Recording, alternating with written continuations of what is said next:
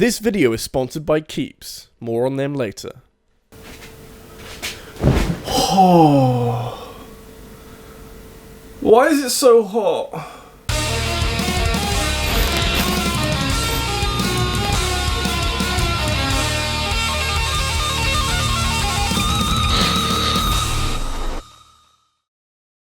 Popularity has never been any kind of indicator of quality. The best-selling game of any year isn't necessarily the best game of the year, and the gaming franchise with the most fans isn't necessarily a classic for the ages, but generally speaking, popularity snowballs up over time and a game never starts its life at the peak of its powers.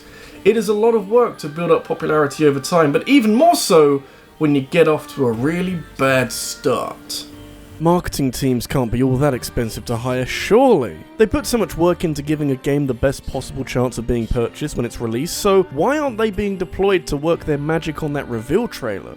First impressions are very important, and screwing up that first showcase of the game can make it difficult to get people back on side for what I'm sure is a sufficiently competent video game. I like a redemption story, even if they're not red and dead all the time, and there is some immense satisfaction seeing a game come back from the brink and get the recognition that it deserves. Kinda offers hope for us all that we can turn things around when the chips are down. And maybe make some popular video games, I don't know. We could all use some positive reinforcements that such a turnaround is possible, because my YouTube analytics tell me that you could be like the 2 in 3 guys who experience some kind of male pattern baldness before they're 35. In which case, it's very fortunate that this video is sponsored by Keeps and their FDA-approved treatment for hair loss. Otherwise, I'd have to find another sponsor that fits as perfectly as this. The more the sweaty heat pushes my hairline up my head, the more I realise that I'm probably going to have the same issues as my dad has with his hair, pictured here just before he became a Pavlova. And hey, you've seen me without hair in the past, so maybe it won't be such a shock to you guys if this happens to me eventually, but thankfully, Keeps are working hard to make sure it doesn't happen to anyone, and have a ton of examples of barren heads that have been blessed with the return of hair. Not only that, but Keeps are priced significantly cheaper than their competitors, so you won't be tearing your hair out for treatment. Did you like that? I thought it was good. The best way to prevent hair loss is to do something about it while you still have hair left, and Keeps' treatment package can take up to 4 to 6 months or more to see results, so it's important to act fast. The sooner you start using Keeps, the more hair you'll save. For a limited time, you can go to keeps.com/rabbid or click the link in this video's description to receive 50% off your first order. That's keeps.com/rabbid for 50% off your first order. Stop hair loss before it's too late. Okay then, guess we're talking about redemption stories.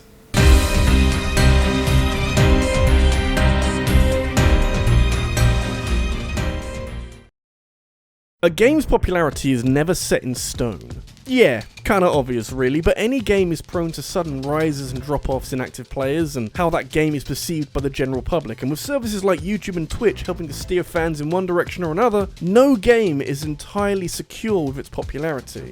Well, unless it becomes a classic like Minecraft, where despite many ups and downs and a healthy dose of oversaturation during its peak years, it now stands as one of the best games from the last 25 years or so. And that's lucky, because it was already the best-selling game of all time, so it's about time that it got recognized for more than just money and numbers. Clearly it was lacking in recognition. Minecraft was never lacking in attention and started life as a supremely popular indie game with the kind of crafting and survival mechanics that would provide the inspiration for dozens of games to follow. The problems come from oversaturation and the fact that it's very easy to hate Minecraft when you see it everywhere you go. Such is the curse of rampant popularity. Must be nice. Not quite on the level of the Paul brothers, because at no point during Minecraft's best days was it arrested for possessing automatic weapons, but Notch has said some shitty things on Twitter, which is irrelevant because Minecraft was made by Hatsune Miku and she's a treasure. The important thing to remember is that Minecraft has been a great game at every point during its history, and its popularity hasn't changed any of that. When you see any game reach every corner of YouTube, it becomes a bit of an automatic process to call it overrated, since there are other games that are worth talking about, but there's nothing to be gained from putting putting another game down to help give another game more attention. Minecraft was the YouTube Game of the Hour about 7 or 8 years ago, after which it naturally dropped off when key YouTube people moved on to other games, and yet, there was a resurgence last year where it clawed some of that back and is currently ahead of Fortnite on Google Trends, so what the hell does that mean? As weird as it sounds, we're probably seeing a new wave of people feeling nostalgia for Minecraft and returning to the game after all this time to experience the game they fell in love with when they were younger. Nostalgia for Minecraft. Oh god, I'm very old.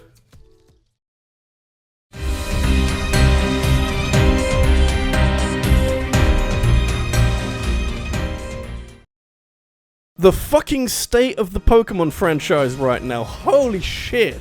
I suppose it could be worse, considering that new Pokemon Snap is on the way, and honestly that's all I need in life, but for the first time in a while I have very little confidence that the next Pokemon game will be what the fans want and what the franchise needs as a whole. I enjoyed most of Sword and Shield, but the discourse surrounding these games is very distracting and exhausting, and leaves me hoping that we can one day achieve Gen 5 levels of tranquility and acceptance. That was a wild generation where we were shown some of the new Pokemon and people lost their goddamn minds over how Pokemon designs aren't as good as they used to be, even though a generation that takes inspiration from American culture, or even just any culture that isn't mostly Japanese, is a first for Pokemon and would prove to be the inspiration for every generation after this. It was really strange seeing pushback on a Pokemon generation so early in its public life over something so trivial, but it did affect public opinion of Gen 5 for a hot minute, as if Game Freak were running out of ideas for Pokemon designs and that this was the beginning of the end from the franchise.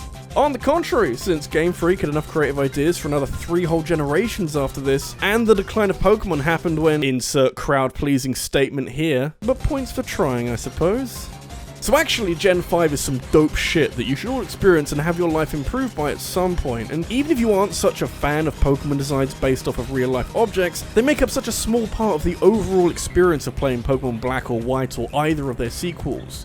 Any major criticism that you can happily avoid without much effort in a regular playthrough of the game isn't likely to be one that ruins everything else, and besides, when Gen 5 is working with a story as interesting as this with compelling characters leaking out of every crack, it's strange how little attention I give to the fucking ice cream Pokemon. I'd rather fill my team with a volcano moth, or the creepy coffin with hands, or the sentient reminder that if you're enjoying this video and want to see more, make sure to click the subscribe button and hit the bell for notifications of every new upload. That was hard to say, it's fucking hot today. Whether or not Pokemon Gen 5 is beloved now because of where the franchise has gone or because of some newfound appreciation for its many qualities is ultimately irrelevant, because Unova now has the respect that it always deserved. Or at least until we decide that Pokemon is back where it belongs again and we give the older games some revisionist history to chew on. I suppose there's worse problems to have.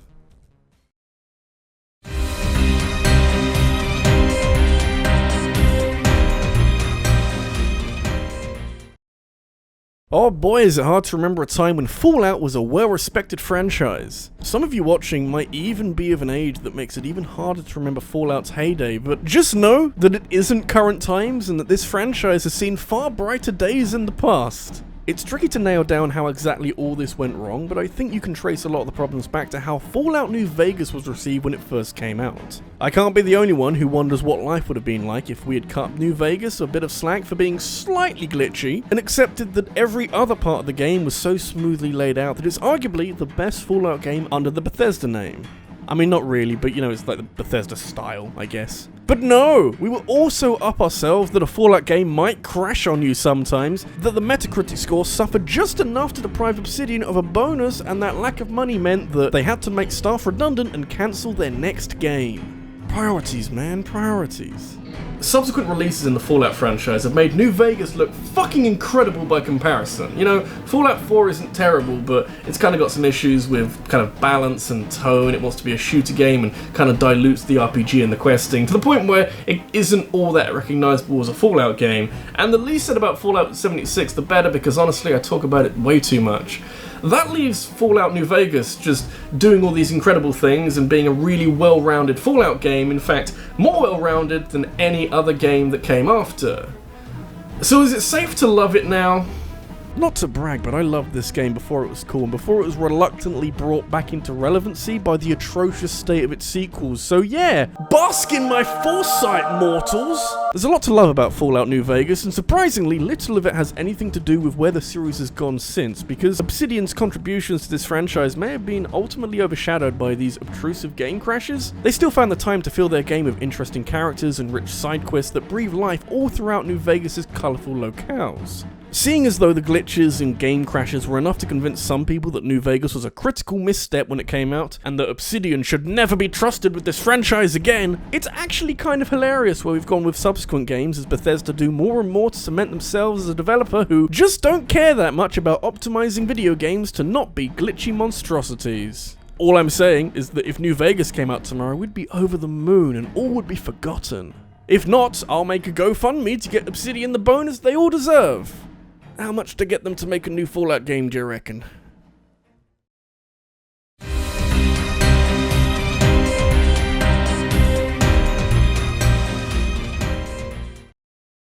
Do you reckon we're a little harsh on games when they're first revealed?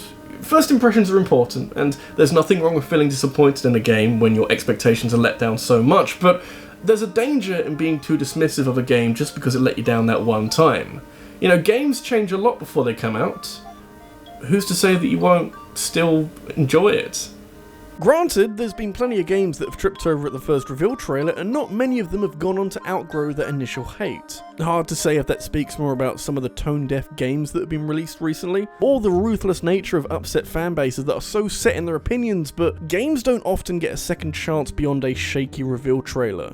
The only exception that comes to mind can be traced back to Nintendo's showcases at Space World 2000 that offered a glimpse into the future of some of their biggest franchises, including a short clip of a realistic Link fighting a realistic Ganondorf that hinted at what was to come from The Legend of Zelda. So, you can imagine the surprise when Space World 2001 rolled around and the latest news from Zelda is "Fuck that noise, we're making cartoony games now with goofy graphics and not even a lick of realism. Climb aboard or stand in front of the train because we're going places, buckos!" I still remember a time when Wind Waker was hated. Certain circles took to this graphical change very badly, and it's not just as a comparison to that Space World 2000 showcase, because Zelda was clearly leading somewhere after Ocarina of Time and Majora's Mask, and this just isn't it. Supposedly, IG Aonuma felt like the realistic graphics were dull and too derivative of previous games, and so actively sought out some kind of art style that the dev team could get creative with, and so Wind Waker was born out of a need for more creativity and a Link capable of more than two expressions.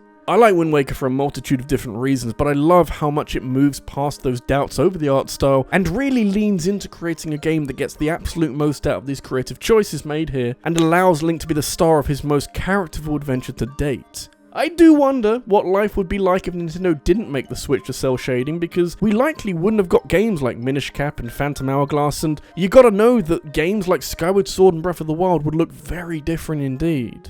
Not sure if Nintendo could have done anything about the backlash, like how the Sonic movie completely redesigned Sonic after the first trailer made him look like a horrifying alien man, but thank fuck they didn't. I like that my Link is able to smile.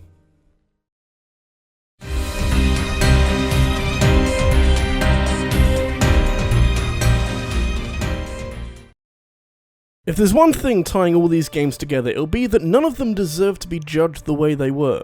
They were all great games from the beginning, it's just that a vocal minority made their mind up based on early impressions and slowly began to sway public opinion in their favour. With the exception of Minecraft, these games are old enough to not have any chance of releasing updates, and so had to claw back support the hard way, through hoping and waiting that the general public will one day look past their initial impressions and appreciate the game for its obvious qualities. No Man's Sky wasn't so lucky, because the circumstances surrounding its reveal trailer and the game that we all got to play when it came out aren't exactly ideal, as developers Hello Games had a bunch of cool ideas they wanted to work into their space exploration adventure, but pressure from Sony and the occasional devastating flood that set them back meant that their vision for No Man's Sky wasn't fully realised by the time it was made available to the public. I mean, you can do a lot of things that they promised, but there's also a lot missing, and when that happens to a game that was hyped to oblivion and back, the disappointment was inevitable. And for once, very justified. Were we harsh on No Man's Sky? Yeah, probably. I think I overreacted a bit when I got stuck in and realised that there's nothing more to it than exploring space and constantly refueling your spaceship so you can do some more exploring in an endless loop that ages you significantly through every cycle and gives you a far deeper understanding of the futility of human endeavour, because it does have qualities to it. They just don't present themselves very often. Credit to Hello Games though, because while they were understandably disappointed by how their game came out in the end, they stuck by their creation and continued to add new content to the game by means of free updates and expansions, eventually giving rise to No Man's Sky's renaissance and a game that is now completely different to how it was at launch. Fans had every right to feel aggrieved at how lackluster No Man's Sky was, especially with everything that was hinted and promised at, but credit has to go to the devs for turning this one around against all odds. And again, very justified. This RabbidLuigi and No Man's Sky continues to be a fascinating cautionary tale of overpromising and underdelivering, while also offering hope that you can turn around a bad launch of a game if you work hard enough. But my slight concern is what this says about putting the effort in after the game came out. No Man's Sky got away with it because it worked really hard, but I don't really want future releases of games to just put all the effort in after I spent my money buying half a video game. You know, if that was the case, then we might as well not buy any games at launch anymore. Let's make them sweat.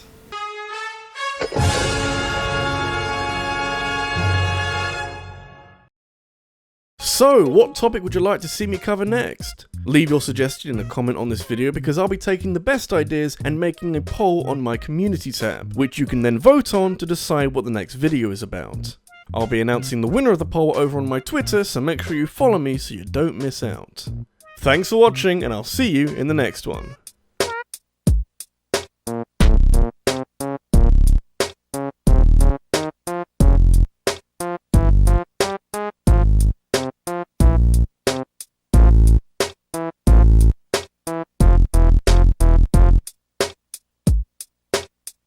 Wow.